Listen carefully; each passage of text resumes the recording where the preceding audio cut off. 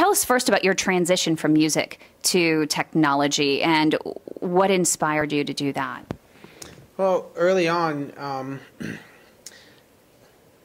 we were, called to launch people's products like the iPod, and Motorola phones, Vcast.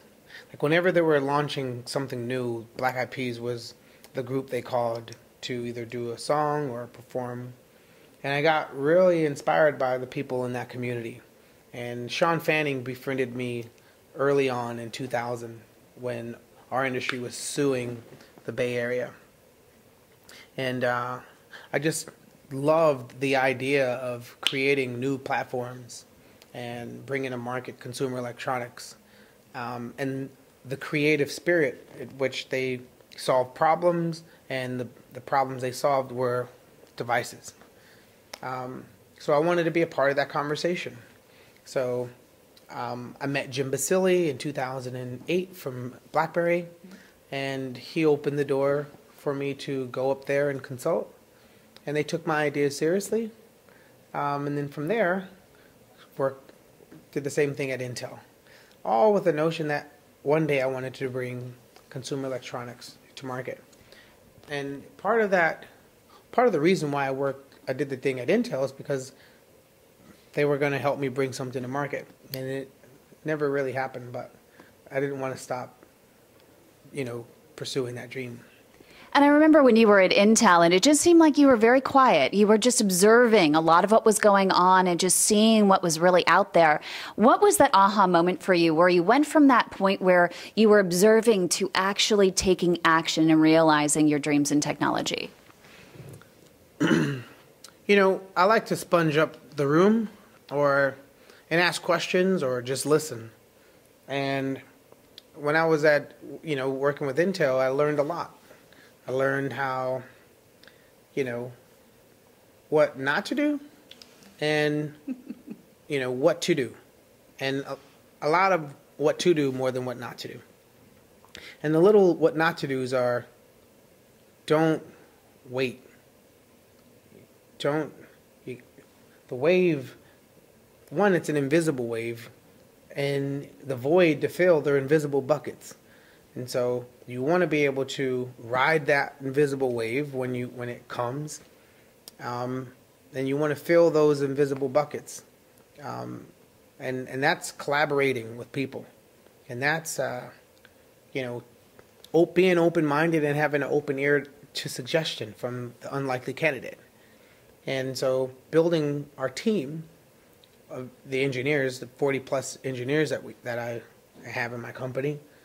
Even saying that sounds freaking surreal. Mm-hmm. I get shocked all the time.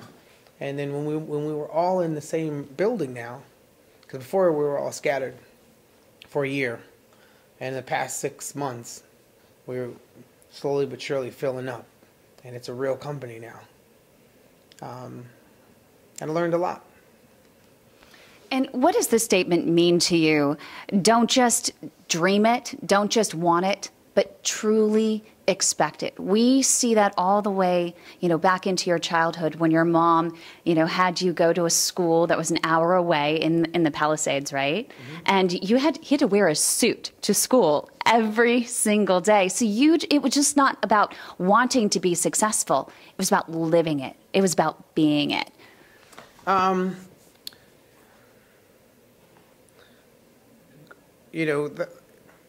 To me, in my head, it wasn't that long ago. Palisades, Par Revere Junior High School, Brentwood Science Magnet, learning on an Apple IIc. At 8 years old, I remember getting that Apple IIc. And learning the short codes in Open Apple Z, Open Apple S, and doing all those things at the early age. And my mom dreaming like that and wanting me to have a better opportunity and sending me outside of my neighborhood, that changed my life. Mm-hmm. And now those schools that I went to, they don't have a robotics program. But the school that my mom avoided me from going, now that has a robotics program. And that came by way of I Am Angel Foundation.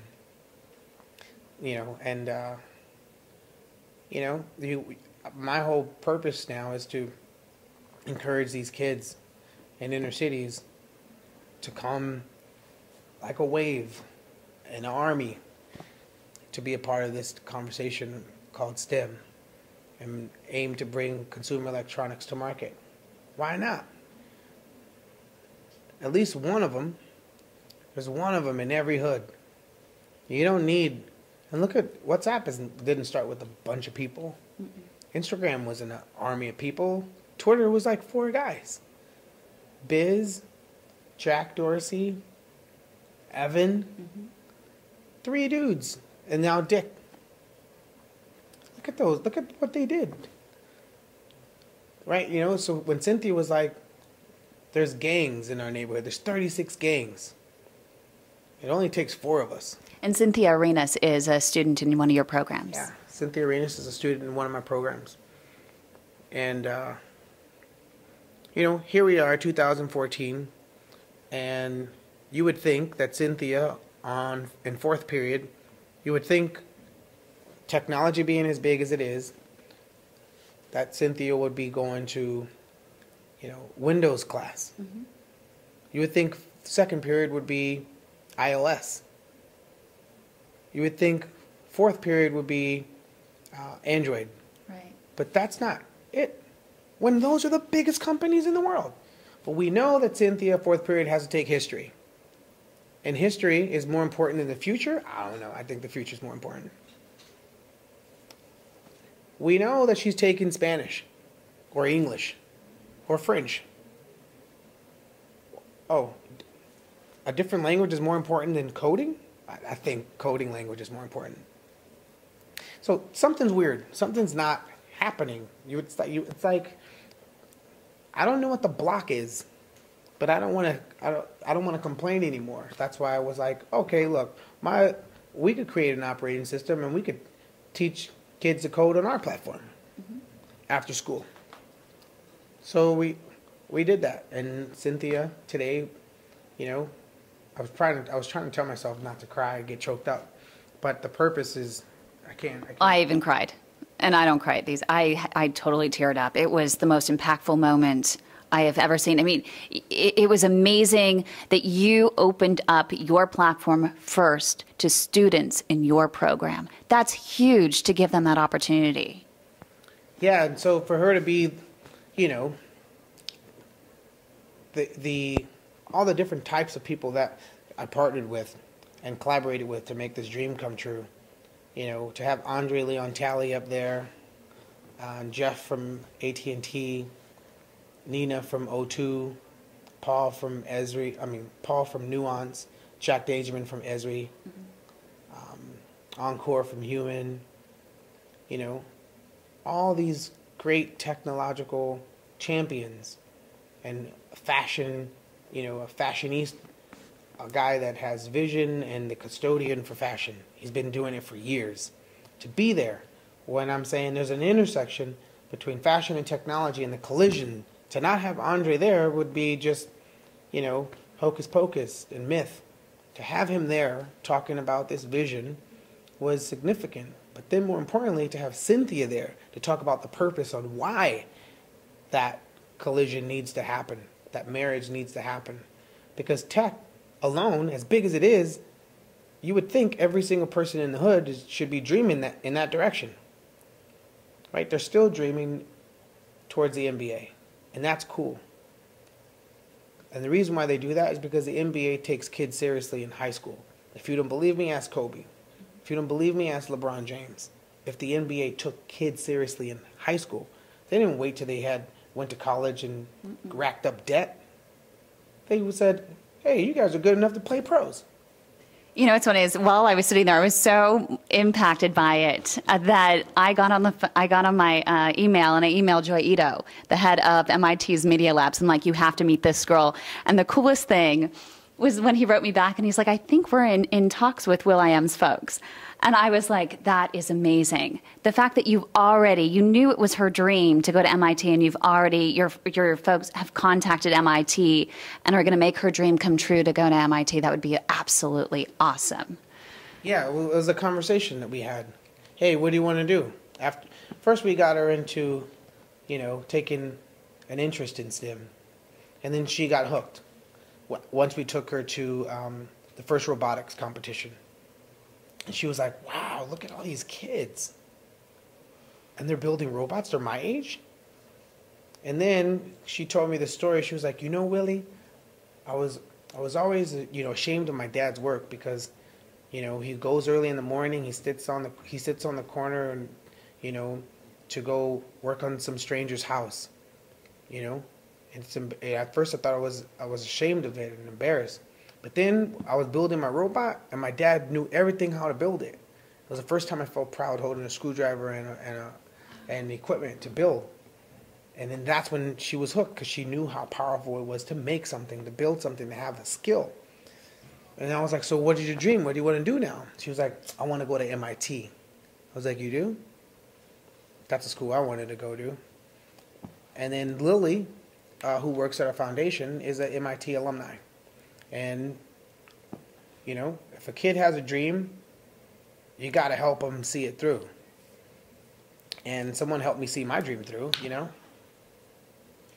I'm working with what's called the Extreme Tech Challenge, and there are a lot of entrepreneurs out there, and I've sat there and I'm going through all these applicants. I feel their intention, I feel their energy.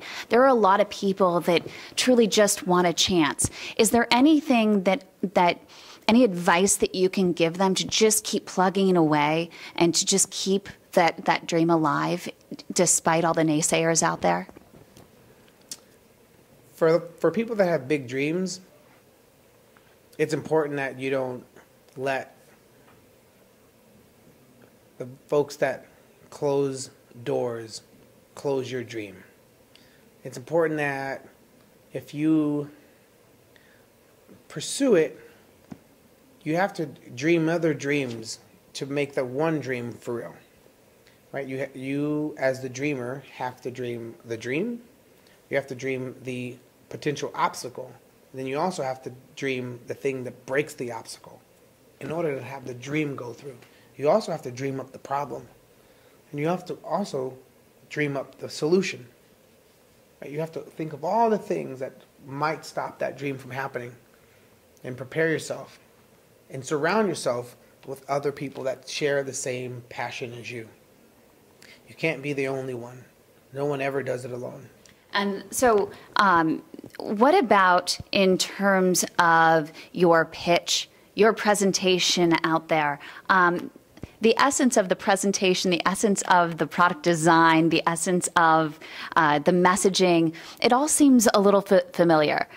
Who is your greatest influence in terms of the simplicity, the sexiness of the product design, the messaging, your presentation up there on stage?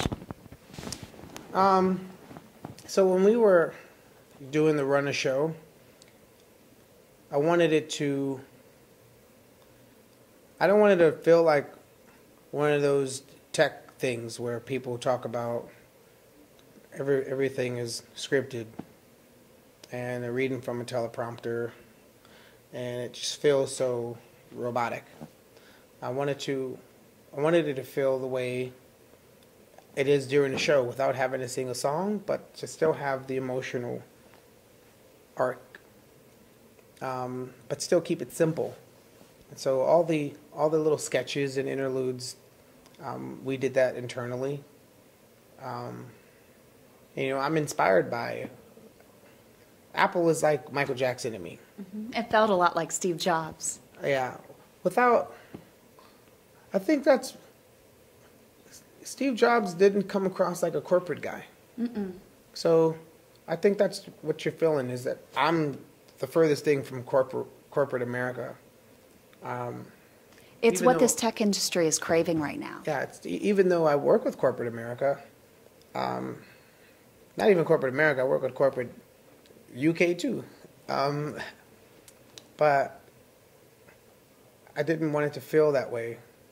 because that's not me. And conforming to like those structures when it's my own company that I'm launching, I didn't want it to be that way. I wanted to have a conversation and invite people into my head a little bit, and how I think, and what this is all for. And one more question. So you were mentioning the beginning of your keynote that you had knocked on a lot of different doors, and you're the ideas person. You would knock on everybody's doors and offer ideas. Did you ever, as you were transitioning into creating this new company, did you ever approach Apple? I know quite a few companies that had approached Apple and they were turned away, and they ended up creating a pretty huge company after that. No, I didn't approach any company. Not with this one. I don't think I'm not supposed to go that route. You know, I'm supposed to put in work. Mm-hmm. I'm supposed to. It would be too easy if in my heart I wouldn't feel like I earned it. Right? I'm supposed to put in work. Yeah. I'm supposed to build it. I'm supposed to get my hands dirty. Feel it. I'm supposed to take risks. I'm supposed to be afraid. I'm supposed to worry. I'm supposed to not be able to sleep. I'm supposed to, stress out. I'm supposed to argue. No, this has to be right. We're risking so much. I'm supposed to feel, right? Because it's meant to be bigger than, it's bigger than that in my head. Because the purpose. Right now we have so much tech with no purpose. And it's the biggest thing in the world. Tech is the biggest thing in the world. But why aren't kids in inner cities dreaming that direction? Something doesn't make sense. And that's because the purpose. There's no purpose anymore. Forget there's no vision anymore. There's no purpose and vision anymore. Right? Just a bunch of copycats. People copying everybody. Yeah. So right now it's an open slate to dream.